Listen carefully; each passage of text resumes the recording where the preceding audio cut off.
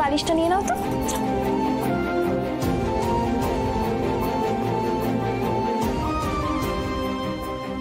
Sorry নীলা,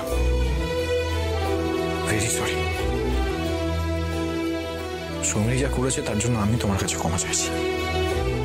পারলে আমাকে ক্ষমা করে দিও। ও আমার মাথাটাকে একেবারে হেড করে দিয়ে গেছে। বুঝে যে এরকম একটা কাজ করতে পারবে আমি কখনো কল্পনাও করতে পারিনি, জানো। তুমি পারলে আমাকে ক্ষমা করে দিও। জি জি মেজদা, আপনি কেন ক্ষমা চাইছেন আমার কাছে? আপনার তো কিছু করার ছিল না, আমারও কোনো দোষ ছিল না, কিন্তু যা হবার তাই হয়েছে। তাতে কার দোষ নয় সেটা ভেবে কি হবে বলুন তো? জানো নীলা,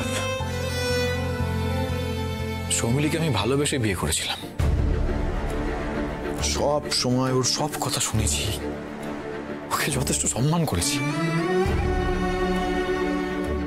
তারপরে ও শুধু আমার সুযোগ নিয়ে গেছে।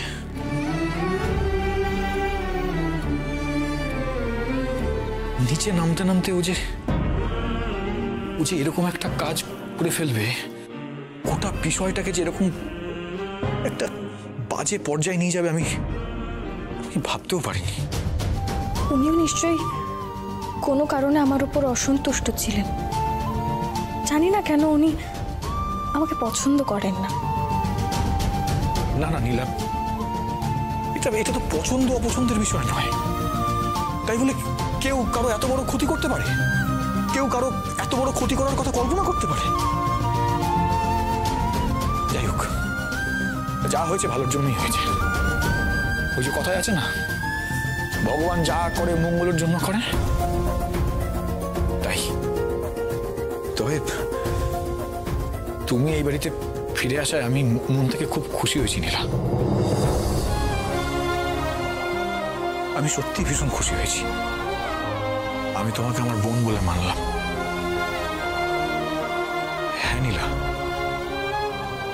আমি তোমাকে লড়াই করতে দেখেছি, কেউ তোমার পাশে ছিল না।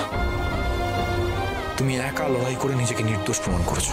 কিন্তু দরজাটা তো আপনিই খুলে দিয়েছিলেন সেই রাতে ওনাকে।